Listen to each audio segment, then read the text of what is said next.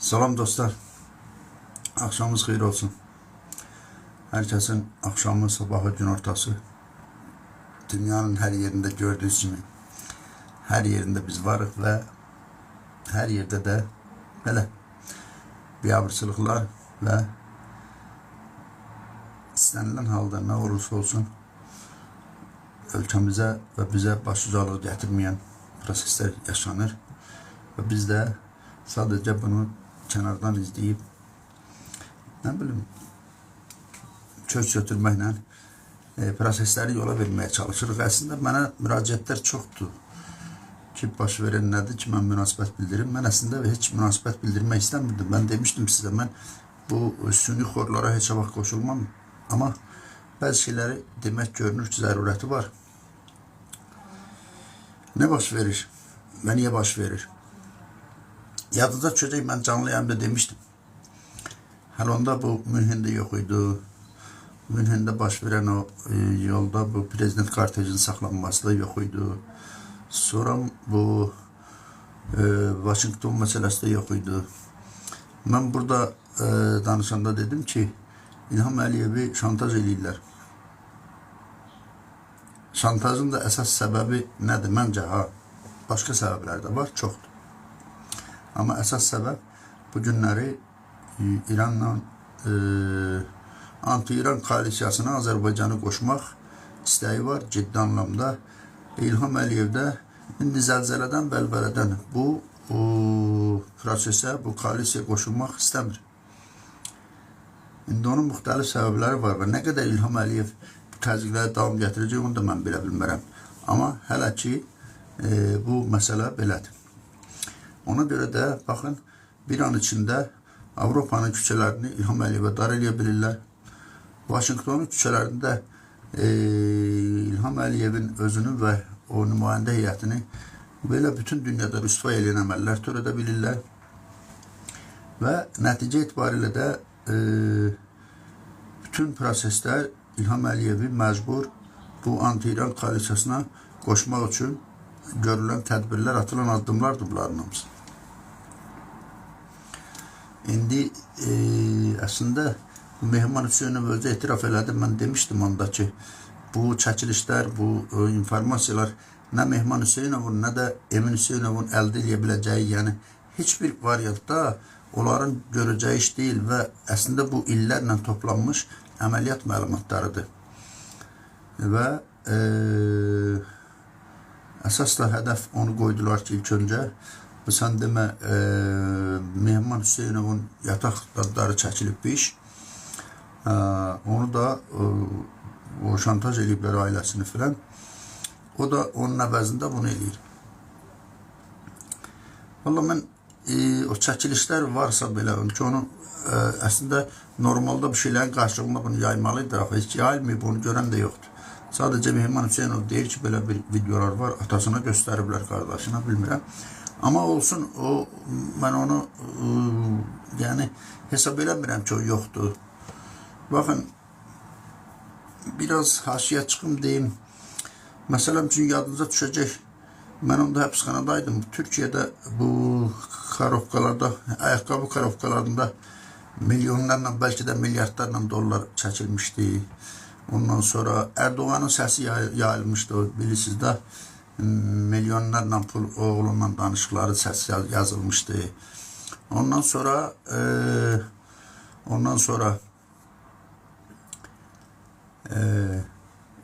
bu nədir? Dəniz Baykalı çəkmişdilər. Bax, onları çəkən kimdirsə, Mehmanı çəkən də odur. Və mən onu da demişdim. Bunların Türkiyədə də, Rusiyada da, elə burada da bütün hüquq mühafizə sistemindən mən demişdim, axı, bizim dövlət milli iradədən qaynaqlanmır deyə bu dövlətin müəyyən qurumları bəzən bütöv, bəzən də hissə-hissə bəlirli super güclərin nəzarətindədir. Və bunu çox rahat eləyə bilirlər. Əvvəl onu eləyirlər, sonra da bunun əlindən bunu eləyirlər. İndi bu Mehman danışıb burada, o Amerikada bir İsmail Cəfərov var, deyəsən İsmail Cəfərovdur mu? Onunla bir müsahibəsi var uzun uzadı. İndi Mehman belə güya nə Robin Hood'dur bu, nə bilim Koroğlu'dur, qaçaq nə bilim, belə hökumətin buna güc çatmır. Özünüz fikirləşin. Mehman Hüseynovu hələ buradan getmədən Azərbaycan hökuməti bunlar özləri deyirlər. Azərbaycan hakimiyyəti çox amansızdır, sərtdir, yəni heç nə hesablaşmır. Və o zaman Mehman Hüseynovu burada belə deyək ki də ən azı neytrallaşdırmaq, bəlkə də məhv eləmək hökumət üçün nə problem idi ki? Demək, onu qoruyan bir zireh var idi. O zireh ki, onu hər yerdə qoruyurdu, sonra da lazım gələndə ölkədən çıxartdılar. İndi də əks tərəfdə bunu kullanırlar. Bu dəqiq belədir. Bunun heç kimi şübhəsi olmasın. Amma məsələnin özü nədir? Niyə bu şeylər olur? Özü olan odur ki, Azərbaycanda son 30 ildə, bəlkə də 35 ildə yürüdülən siyasətin nəticəsi budur. Mən demişdim, dəfələrlə yazılarım da var idi. Ondan sonra efirlərdə de demişdim ki, bu siyasət Azərbaycanı məhvə aparır. Bax, nəticə budur. Əslində baş verən bilirsiniz nədir? Bayaqlar o müddətdə qoşulmuşdum, orada dedim. Bilirsiniz nə yoxşuyur? Təsəvvür edin ki, bir kənddə, normal bir kənddə bir ailə üzvləri, ailənin üzvü, ata, ana, oğul, qız, nə bilim, gəlin, qardaş, çıxıb kəndin mərkəzi meydanda bir-birinə ağzına və ağlına gələn deyirlər, söylürlər, təhqir edirlər. O zaman o kənddə bu ailəyə necə baxarlar? İndiki Azərbaycanın o göstərdiyi performans belə deyək, dünya qarşısında o personajlar kim olsun, kim haqlıdır, kim haqsızdır, ona oxşuyur və bu bizi biabır eləyən şeylərdir. Bunun fərqində olmaq lazımdır biraz.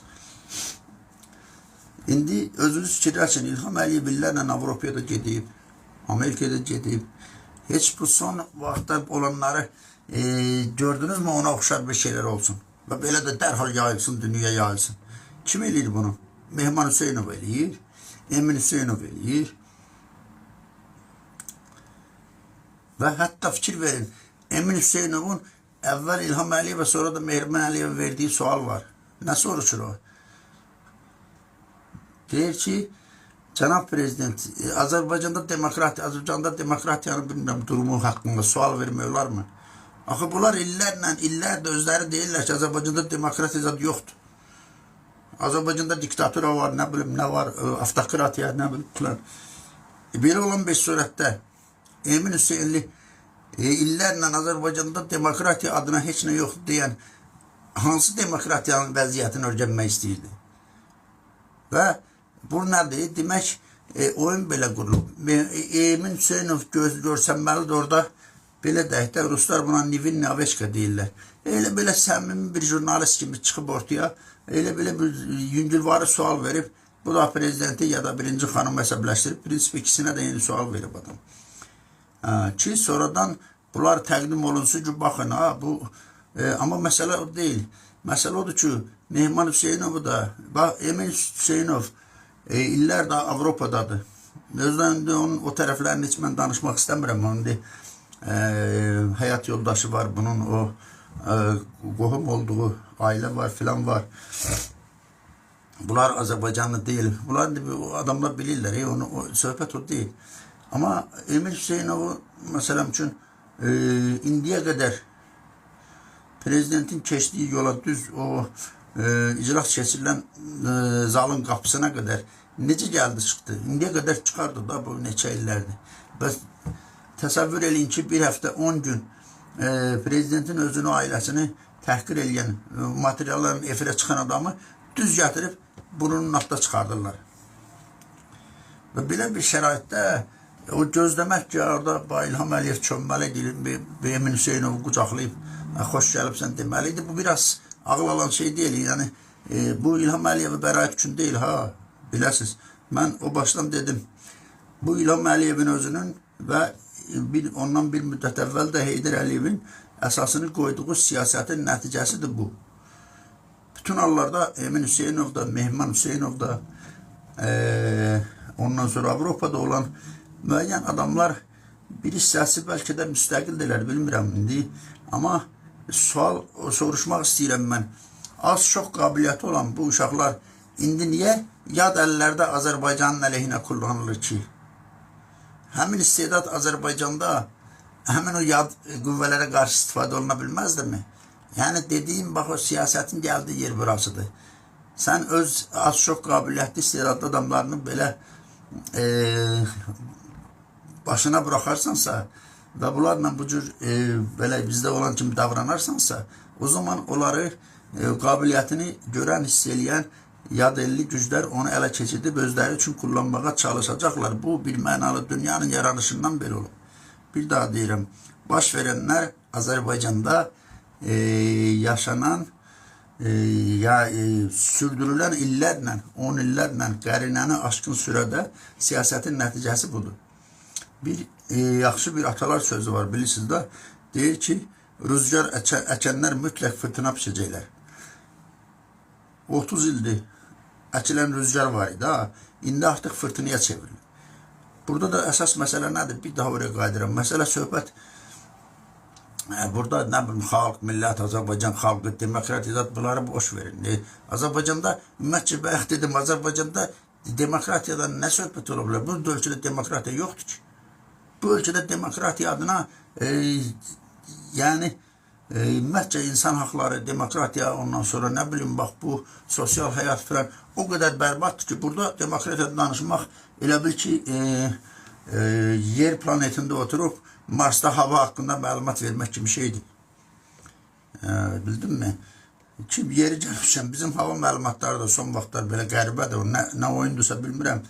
Yazırlar ki, sabah qar yağacaq, çoğun olacaq, açıb bağırsan yazır ki, günəşli hava olacaq ya da hava tutulub açılacaq. Yəni, o qədər bizim bu informasiya məkanımıza belə müdaxilə var. Və bir daha demək istədiyim nədir? Bu elə bir biabırçılıqdır ki, indi təsəvvür edin də, bu İlham Əliyevi dediyim kimi küncə sıxırlar. Nə qədər davam gətirəcək bilmirəm. Amma nədir bunlara məcbur qılan ki, İlham Əliyevi belə küncə sıxsınlar? Çünkü zaman zaman verilmiş sözler, götürülmüş ötəliklər var. Aşkar, gizli, rəsmi, qeyri-rəsmi. İndi də onun bədəlini ödəmək lazımdır. Və zaman zaman çox deyilib, mən də demişəm, adamlar da deyib. Bir daha deyim ki, dövlət milli iradədən qaynaqlanmırsa, gücünü milli iradədən almırsa, o zaman kənar qüvvələr hər zaman bu dövlətin maraqlarını ayaqlayıb, öz maraqlarını işlətməyə çalışacaqlar. Və bir gün baş verən də odur. Və bir daha deyirəm, burada nə Mehman Hüseynov, nə Emin Hüseynov, İlham Əliyev, Mehriban davası deyil. Bu, bir tərəfdən İlham Əliyevi anti-İran koalisiyasına qoşmaq uğrunda davadır.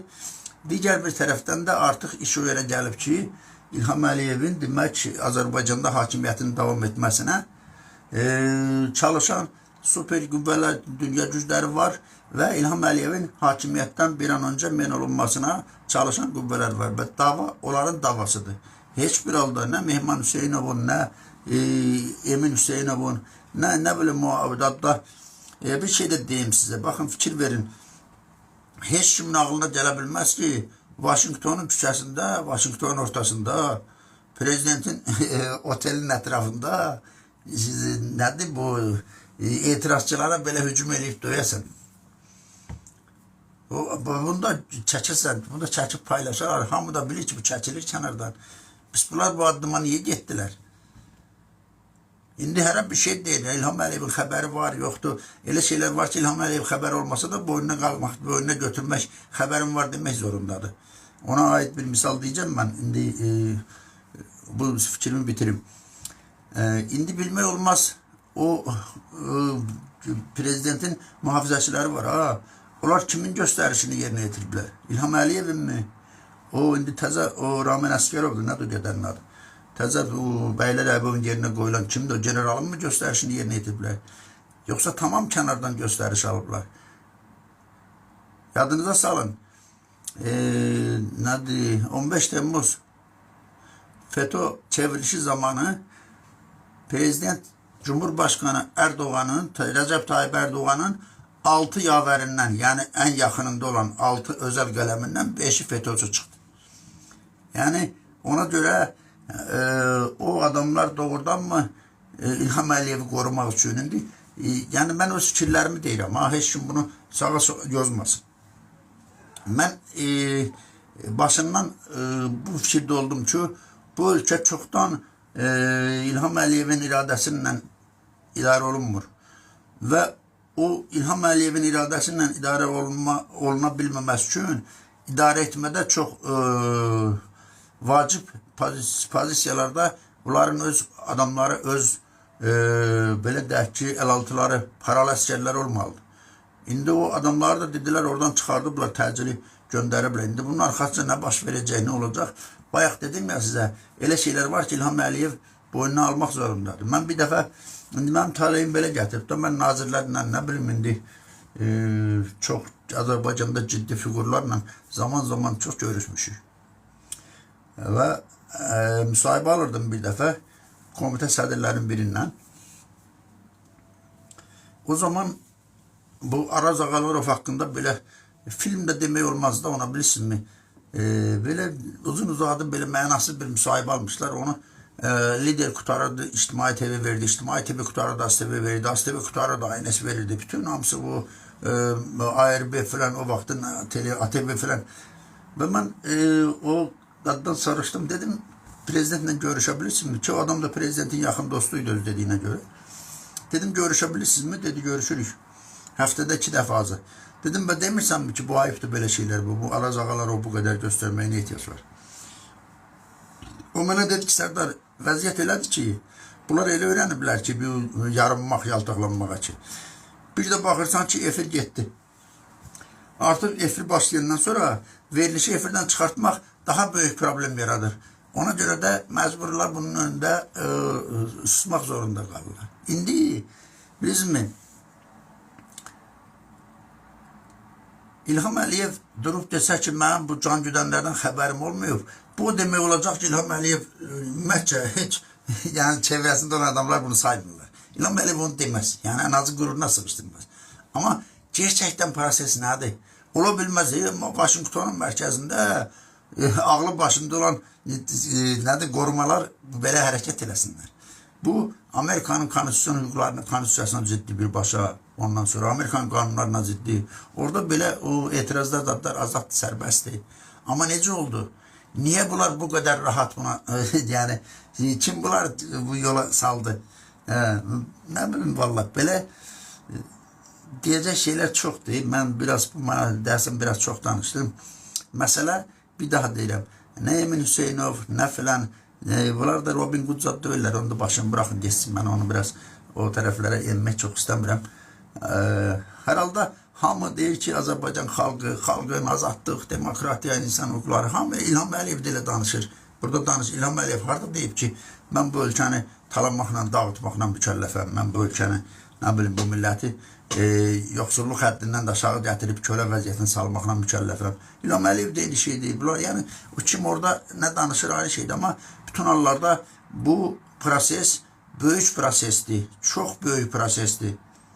Heç kimin ağlına gəlməyəcək qədər böyük prosesdir. Əslində ağlına gələnlər çox, heç kim də bu barədə danışmaq istəmir. Niyə bilmirəm, indi belə də bir şey yoxdur ki, Azərbaycan, bir daha deyirəm, İran antikoalisiyasına, İrana qarşı koalisiya ya qoşulacaq, ya da bu proseslər davam edəcək. Hətta bu proses İlham Əliyev apara da bilir, onu da deyim, əgər sona qədər dirəniş göstərə bilsə. Ondan sonra bunların taleyi nə olacaq, onu da zaman göstərəcək. Amma nə bilim, bunu gətirib, məsələni kiçildib, bu boyda məsələni gətirib, İlham Əliyevə qarşı, nə bilim, 2 qardaşın belə az qala Robin Hood səviyyəsində mübarizəsi, bu biraz Robin Hood zad da nağıldır, Köroğlu da nağıldır, ondan sonra Qaçaq Nəbi də nağıldır. Bunlar elə deyil. Sadəcə məsələnin bu cür təqdimatı var. İndi dadlar, bu sosial şəbəkələr var, ondan sonra bu yapay zəka var, filan var. Bunların üzərindən hər şeyi çox rahat eləmək olur və bunun da qarşısını almağın yolu yoxdur. Onda gərək bütün internet zad qapadılar. O da özlüyündə arxasıca ayrı problem gətirir. Və bütün dünyanın bu bank sistemləri, ondan sonra nə bilim, bu hesablaşmalar filan hamısı internet üzerinden kurulub. İndi da elə kolay da deyil, götürə interneti bağlayasan, onda da ölkədə daha böyük xaos yaranacaq. Yəni belə vəziyyət budur. Və bu da mənim düşüncəm, fikrimdir. Heç kim də bunun adı eləməsin. Amma bir daha deyirəm, olanlar, baş verənlər əslində gerçəkdən də bütün məsuliyyət bugünkü hakimiyyətin və illərdir 30 il aşkın süre davam edən siyasətin gətirdiyi yerdir. Problem də odur. Ondan sonra və məsuliyyət də əsasən bütün hallarda məsuliyyət görev sahiblərinin üzərində olur. İndi nə bilim, Mehman Hüseynov deyil, mənəm tutaq ki. Mən də bilirəm, mənə məsələn necə həbs elədilər bunlar. 2 dəfə həbs eləyiblər, mən 2 dəfə həbsxanada yapmışam. Haqqımda dəfələrlə mənasız, amma mənim əleyhimə məhkəmə qərarları, hökümləri çıxıb. Bunlar niyə eləyiblər bunu məsələm üçün? Mən necə eləyiblər? Mehmanla da o cür davranır, Eminlə də o cür davranır. İndi Ramiz Mehdiyevlə də o cür davranır, Əli Kərimlə də o cür davranır. Və bu cürə ədalətsiz, ola bildiyi qədər ədalətsiz və sərt yürüdülən siyasətin nəticəsi bura gəlməliydi və gəlib. Və bunu da yenə bir daha deyirəm, bizim əleyhimizə olan qüvvələr, bizim əleyhimizə deyəndə Azərbaycan dövlətinin əleyhinə olan qüvvələr, İlham Əliyev özü bilər, qalar gedər, o bizim işimiz deyil. Onsuz da müqəddəs yer boş qalmıyor, İlham Əliyev gedəcək, yerinə başqası gələcək. Ayrı məsələdir, o bizim iradəmiz onu gətirəcək, yoxsa kənar iradəmi onu da zaman göstərəcək, amma bütün hallarda burada əsas ağrıyan, incidilən, inciyən dövlət və bu dövlətin vətəndaşlarıdır. Özünüz təsəvvür edin. Maduro'nu getdilər, oradan uğradılar. İndi İlham Əliyev öz ayağından gelib çıxıb oraya. Orada da belə bir hadisə törənib. İndi birdən elan eləsələr ki, mən bilmirəm İlham Əliyev oradan qayıtmayıb, amma birdən elan olunsa ki, ha, bu departament, nə bilim, Amerika hüquq mühafizə sistemi araştırma aparır, ona qədər İlham Əliyevi Amerikadan bırakmayacaq, ondan olacaq, məsələm üçün. Bu da o üçün, Rus demiş ki, o üçün даже возможно. Maduro'nu getirip saklamır orada. İlham Əliyev de özü gedib. Bu araştırma gedir yani, araştırırıq. Ona göre İlham Əliyev burada kalacak.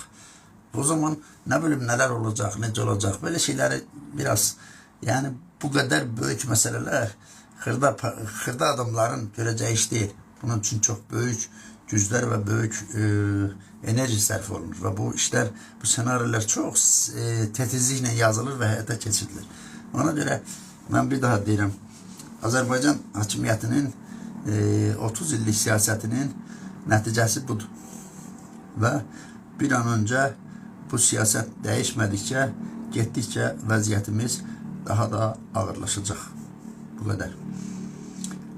Bir de indi ölkənin içinde başlanıb ne bileyim da biri deyir ki Mehman Hüseynov daşnaqlardan da betərdir. Güya bu bilir daşnaq nədir?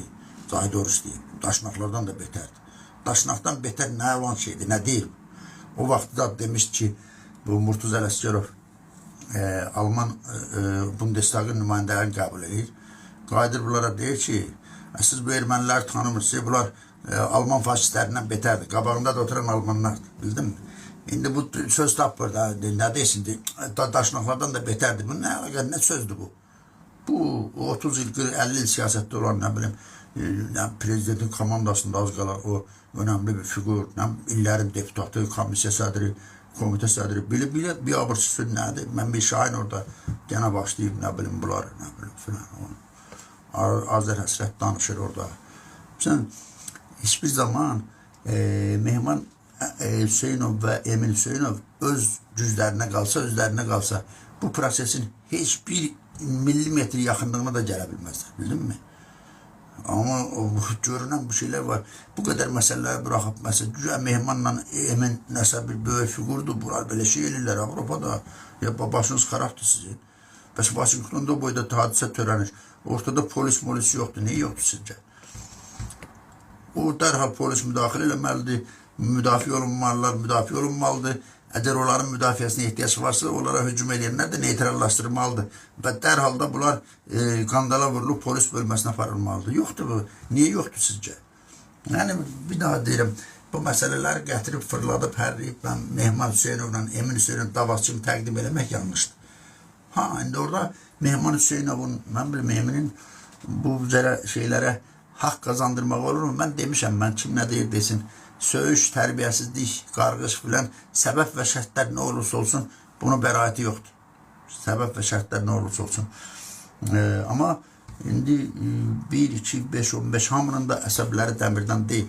Hamı da mükəlləf deyil. Hərə öz anladığı, bildiyi kimi prosesə qiymət verir.